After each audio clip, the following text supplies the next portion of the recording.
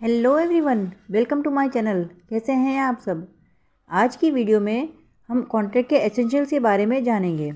एक agreement contract में कब कन्वर्ट होता है? जब कॉन्ट्रैक्ट के सारे एसेंशियल्स को पूरा करे। इनमें से एक भी एसेंशियल के एब्सेंस होने पर एग्रीमेंट को एनफोर्सेबल बाय लॉ नहीं कराया जा सकता।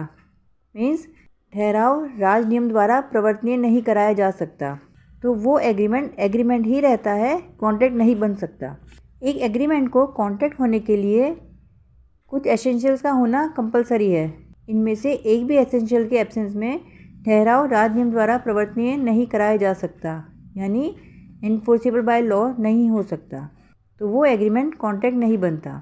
कैरेक्टरिस्टिक्स ऑफ अ कॉन्ट्रैक्ट और essentials of a valid contract. अनुबंध के लक्षण, वैध अनुबंध के लक्षण या वैध अनुबंध के आवश्यक तत्व। फर्स्ट है मोर देन वन पार्टी, एक से अधिक पक्षकारों का होना। कॉन्ट्रैक्ट की सबसे पहली रिक्वायरमेंट है कॉन्ट्रैक्ट में दो या दो से अधिक पार्टी होनी चाहिए, क्योंकि कोई भी पार्टी अपने आप से कॉन्ट्रैक्ट नहीं कर सकती।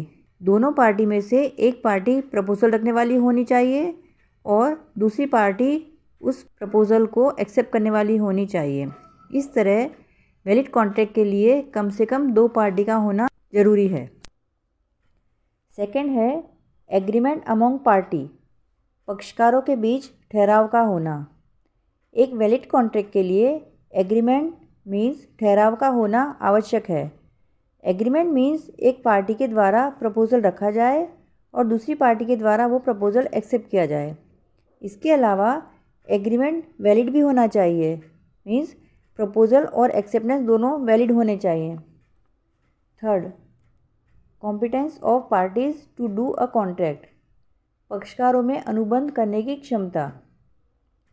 वैलिड कॉन्ट्रैक्ट के लिए पार्टीज कॉम्पिटेंट होनी चाहिए, मीन्स वैध अनुबंध के लिए पक्षकारों में अनुबंध करने की क्षमता होनी चाहिए।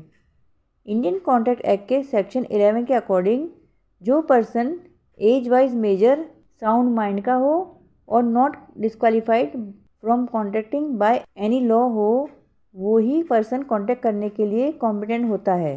भारतीय अनुबंध अधिनियम की धारा 11 के अनुसार जो व्यक्ति वयस्क हो, यानी 18 वर्ष या उससे ज़्यादा की एज हो, स्वस्थ मस्तिष्क का हो और किसी भी राज नियम द्वारा अनुबंध करने के लिए अयोग्य घोषित ना किया गया हो, वो ही व्यक्ति अनुबंध करने के लिए योग्य होता है।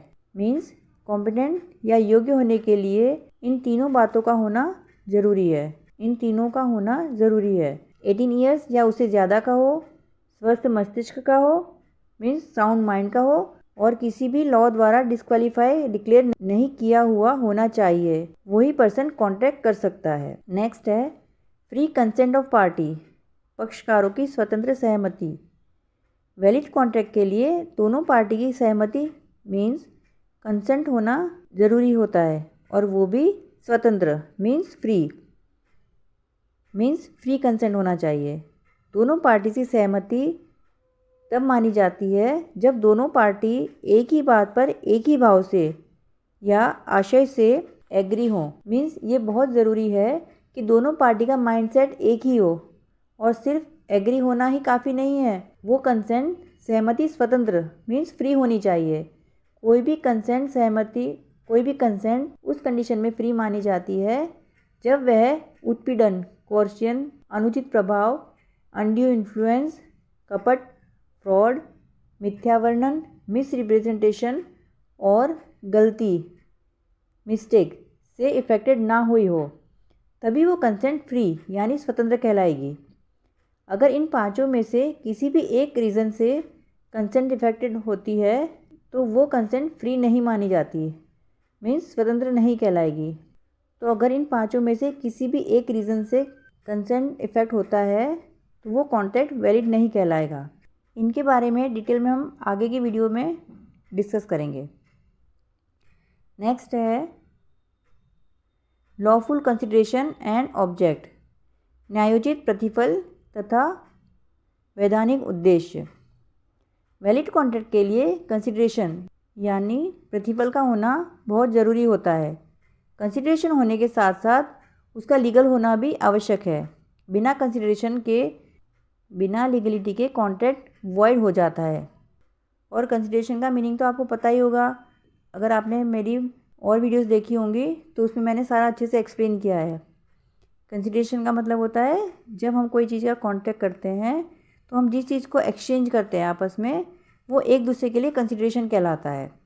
इसी तरह अगर कंसिडरेशन का ऑब्जेक्ट फ्रॉड हो या नॉट एनफोर्सेबल बाय लॉ या राज नियम द्वारा वर्जित हो तो भी कॉन्ट्रैक्ट वॉइड हो जाता है।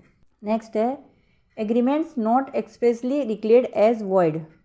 ठहराव स्पष्ट रूप से व्यर्थ घोषित न किए गए हों। एक वैलिड कॉन्ट्रैक्ट के लिए ये भी ज़रूरी है कि एग्रीमेंट इंडियन कॉन्ट्रैक्ट एक्ट में क्लियरली वॉइड डिक्लेयर किया हुआ नहीं होना चाहिए। कॉन्ट्रैक्ट एक्ट में कुछ ऐसे एग्रीमेंट्स हैं जो क्लियरली वॉइड डिक्लेयर किए हुए हैं, जैसे माइनर यानी अवयस्क, अनसाउंड माइंड, अस्वस्थ मस्तिष्क वाले पर्सन के साथ एग्रीमेंट, अनसर्टेन मीनिंग वाले एग्रीमेंट्स, गैम्बलिंग वाले एग्रीमेंट्स या जिसमें कंसिडरेशन अनरियल हो, ऐसे एग्रीमेंट्स वॉइड होते हैं। इसलिए वैलिड कॉन्ट्रैक्ट होने के लिए ऐसे एग्रीमेंट नहीं होने चाहिए। नेक्स्ट है the agreement must be in writing and registered. ठहराव का लिखित, प्रमाणित व पंजीकृत होना। एग्रीमेंट रिटर्न में होना चाहिए, बट किसी किसी केस में रिटर्न होने के साथ साथ रजिस्टर्ड भी होना चाहिए, क्योंकि जब दो पार्टी के बीच में डिस्प्यूट होता है और बात ज़्यादा बढ़ने पे कोर्ट तक पहुंचती है तो कोर्ट हमेशा प्रूफ मांगती है। ऐसे में अगर एग्रीमेंट ओरल मीन्स म्यूचुअली हुआ है तो कोर्ट में वो काम नहीं आएगा। इसलिए वैलिड कॉन्ट्रैक्ट होने के लिए एग्रीमेंट का रिटर्न होना ज़रूरी है। ऐसे ही अगर ट्रांसफ़र ऑफ प्रॉपर्टी का केस है तो रिटर्न के साथ साथ एग्रीमेंट रजिस्टर्ड भी होना चाहिए। कैपेबल ऑफ परफॉर्मेंस, निष्पादन योग्य। एक वैलिड कॉन्ट्रैक्ट के लिए ये भी ज़रूरी है कि एग्रीमेंट ऐसा होना चाहिए जिसका परफॉर्मेंस यानी निष्पादन पॉसिबल हो।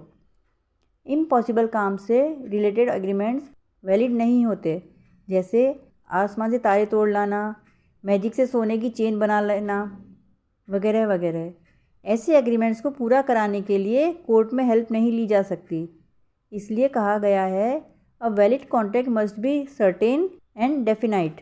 A valid contract must be certain and definite, not वेग एंड इनडेफिनाइट। एक वैलिड कॉन्ट्रैक्ट के लिए ये सारी कंडीशंस फुलफिल होनी चाहिए।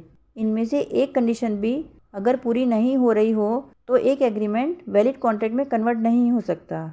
इस तरह जो एग्रीमेंट सभी एसेंशियल्स को पूरा करता है वही वैलिड कॉन्ट्रैक्ट होता है।